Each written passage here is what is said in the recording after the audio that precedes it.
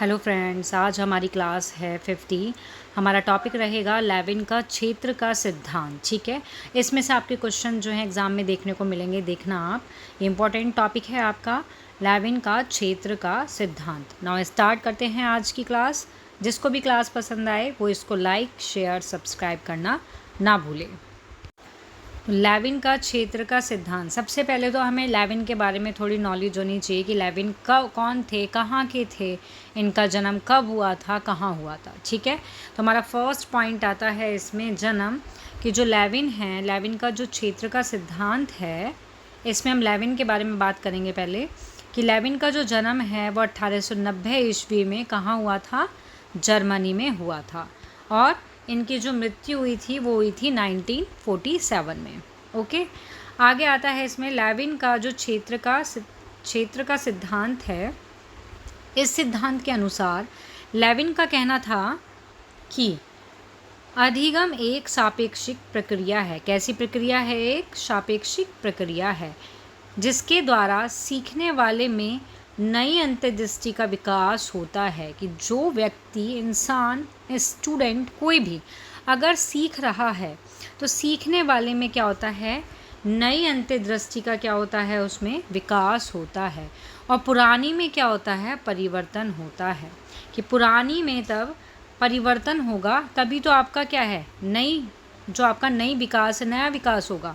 तो इसमें क्या है कि नई अंतर्दृष्टि का तो विकास होता है और पुरानी में क्या होता है, परिवर्तन होता है। ऐसा किसका कहना है? लेविन का कहना है। ठीक है, अब इनके क्या है, इनके 4 मुख्य तत्व हैं। लेविन के द्वारा 4 मुख्य तत्व हैं। कौन कौन से हैं आपके? शक्ति, अभिप्रेरणा, जीवन विस्तार और अवरोध। ओके, तो सबसे पहले हम इसमें बात करेंगे शक्ति की। ठीक है, लेविन का जो क्षेत्र का सिद्धांत है, इसमें जो शक्ति है, जो फोर्स है आपकी, क्या है, जो फोर्स है आपकी, वो व्यक्ति और उसका जो पर्यावरण होता है, जो व्यक्ति होता है, व्यक्ति और इसका जो क्या है, पर्यावरण है। क्या है? पर्यावरण। पर्यावरण के बीच के संबंध में क्या होता है, निहित है। ये जो शक्ति होती है वो व्यक्ति को किसी विशेष व्यवहार या फिर स्थिति में ले जाती है। ये क्या करती है, ये शक्ति व्यक्ति के जो आंतरिक कारक होते हैं, जैसे कि उसकी ज़रूरतें होती हैं व्यक्ति की, उसकी इच्छाएं होती हैं, बाहरी कारक जो होते हैं, संस्कृति, भौतिक वातावरण, इन सब से क्या होती है, प्रभावित होती है। ओके, नेक्स्ट आता है सेकेंड, अभिप्रेरणा। तो अभिप्रेरणा, मोटिवेशन का मतलब है यहाँ लेविन का जो क्षेत्र का जो सिद्धांत है उसमें, कि व्यक्ति के व्यवहार को प्रभावित करने वाले जो सभी कारक होते हैं, जैसे कि व्यक्ति की जो आवश्यकताएं होती हैं, उद्देश्य होते हैं, पर्यावरण होते हैं, ये सभी क्या करते हैं, एक साथ मिलकर काम करते हैं। क्या करते हैं?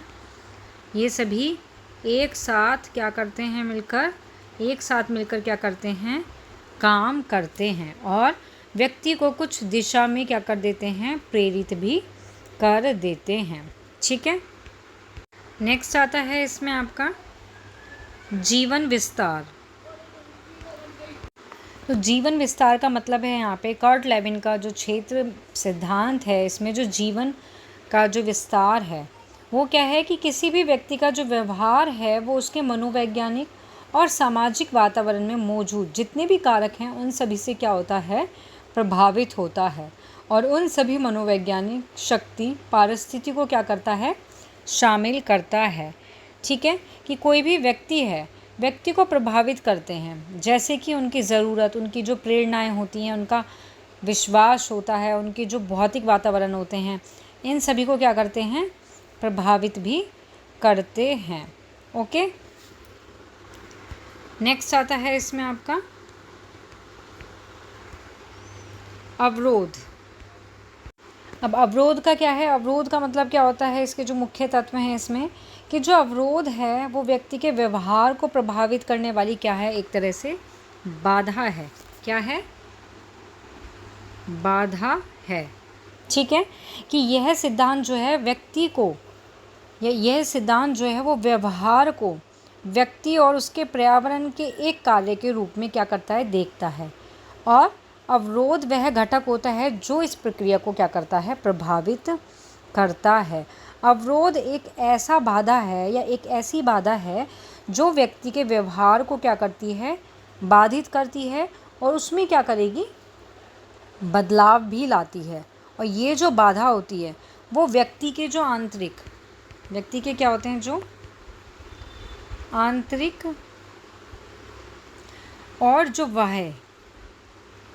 वाह्य जो कारक होते हैं उनसे उत्पन्न हो सकती है। फॉर एग्ज़ाम्पल के लिए इसमें आएगा आपका फॉर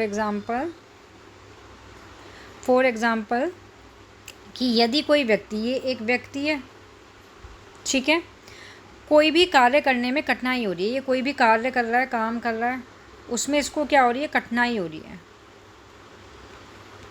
ठीक है, तो वह बाधा बन सकती है। और इसी तरह यदि कोई व्यक्ति के पास आवश्यक संसाधन नहीं है तो वे भी अवरोध बन सकते हैं। तो ये है आपका अवरोध, लेविन के क्षेत्र के सिद्धांत का। ओके, आगे आता है इसमें इसकी पुस्तक, जो लेविन का सिद्धांत है, इसकी पुस्तक है, इम्पोर्टेंट है, इसका नाम है फील्ड थ्योरी ऑफ साइकोलॉजी।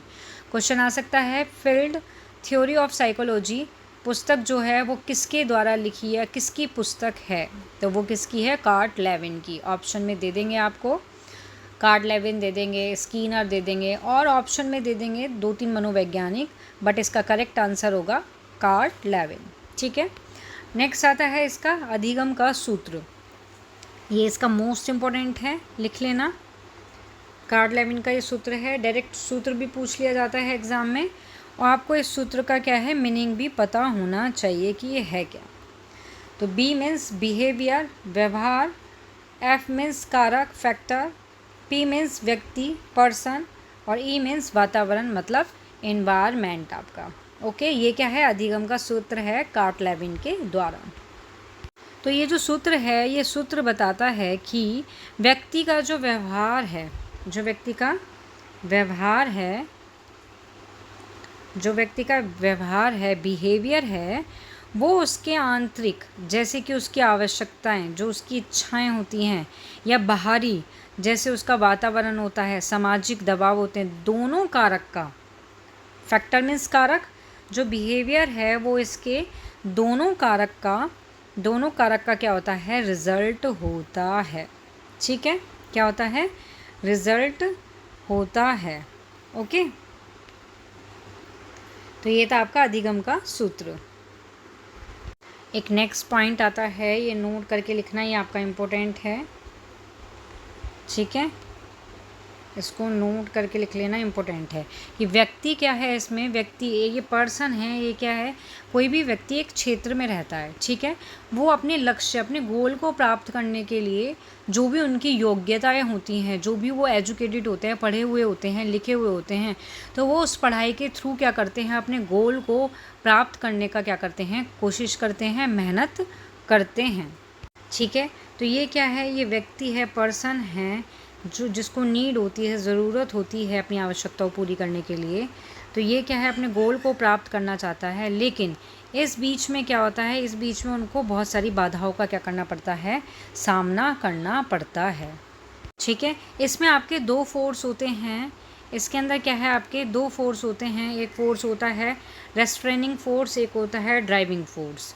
जो आपका ड्राइविंग फोर्स होता है वो क्या करता है, पर्सन को गोल तक पहुंचाने में क्या करता है, हेल्प करता है, लेकिन जो आपका रेस्ट्रेनिंग फोर्स होता है वो आपका व्यक्ति को गोल तक पहुंचाने से रोकता है, ठीक है। तो आपने इसमें पढ़ा था जो मुख्य तत्व थे शक्ति के बारे में, तो शक्ति में भी 2 पॉइंट्स होते हैं, एक होता है आपका आकर्षण और एक होता है विकर्षण, ठीक है। आकर्षण का मतलब होता है कि पर्सन को उसके गोल तक ले जाने में हेल्प करना, लेकिन विकर्षण का मतलब होता है कि उसको गोल तक ले जाने से रोकना, ठीक है। अगर व्यक्ति पर, अगर ये पर्सन है हमारा, ठीक है, अगर इस पर्सन पर जो आकर्षण है, आकर्षण शक्ति अगर हावी होगी तो वो अपने गोल को अचीव कर लेगा, जो भी उसके बीच में जो कारक आ रहे हैं उनसे, उनको क्रॉस करके, ठीक है। लेकिन अगर जो विकर्षण शक्ति अगर हावी हो गई मतलब स्टूडेंट पे या व्यक्ति पे, तो वो क्या करेगा, वो अपने गोल तक नहीं पहुंच पाएगा। ठीक है, तो ये इसका पॉइंट था कि जो यही आपका शॉर्ट में बता दे कि जो रेस्ट्रिनिंग होता है ये इसको गोल तक पहुंचने में रोकता है, लेकिन जो ड्राइविंग फोर्स होती है ये इसको गोल तक पहुंचाने में हेल्प करती है। ठीक है, तो इसका सेकंड पॉइंट है। और ये जो आपका यहाँ पे आता है बाउंड्री स्पेस, ये आता है बाउंड्री ऑफ लाइफ स्पेस। ये क्या है, ये एक बाउंड्री का स्पेस है जिसके अंदर ये सारी चीज़ें होती हैं। और ये क्या है, ये आपका इन्वायरमेंट है साइकोलॉजिकल। ओके, और ये क्या है, ये एक बैरियर है। तो यहाँ ये पॉइंट ख़त्म होता है। नाउ नेक्स्ट लास्ट पॉइंट आता है इसमें कि ये जो सिद्धांत है इसके बहुत सारे नाम हैं, तो आपको ये नाम पता होने चाहिए। ठीक है, अन्य नाम में इसका फर्स्ट पॉइंट आता है लक्ष्य का सिद्धांत। लक्ष्य का सिद्धांत। नेक्स्ट पॉइंट आता है इसका अधिगम का तल रूप सिद्धांत। नेक्स्ट पॉइंट क्या आता है इसका, नेक्स्ट पॉइंट इज अधिगम का तल रूप सिद्धांत। ठीक है, थर्ड पॉइंट आता है इसका प्राकृतिक दिशा का सिद्धांत। ठीक है, नेक्स्ट पॉइंट आता है इसका, नेक्स्ट पॉइंट इज सदिश का सिद्धांत। ठीक है, नेक्स्ट पॉइंट आता है गत्यात्मक विकास का सिद्धांत। नेक्स्ट पॉइंट इज व्यवहार गति का सिद्धांत। नेक्स्ट पॉइंट इज सही दिशा का सिद्धांत। ठीक है, तो ये सभी इसके क्या हैं, उपनाम हैं, ये अन्य नाम हैं, इनसे रिलेटेड क्वेश्चन आ जाते हैं। क्वेश्चन किस तरीके का आएगा आपका एग्ज़ाम के अंदर, आपको 3 पॉइंट ये दे देंगे कि सदिश का सिद्धांत, गत्यात्मक सिद्धांत, व्यवहार गति का सिद्धांत, और एक अन्य नाम दे देंगे आपको। ठीक है, जैसे आपको दे दिया, आपको एक नाम दे दिया प्रयास व त्रुटि का सिद्धांत, तो पूछ लेंगे इनमें से कौन सा लेविन का सिद्धांत नहीं है, तो कौन सा है, प्रयास और त्रुटि का सिद्धांत नहीं है। क्यों, क्योंकि वो तो थॉर्नडाइक का सिद्धांत है। तो इस तरीके से इनके नाम भी आपको याद होने चाहिए।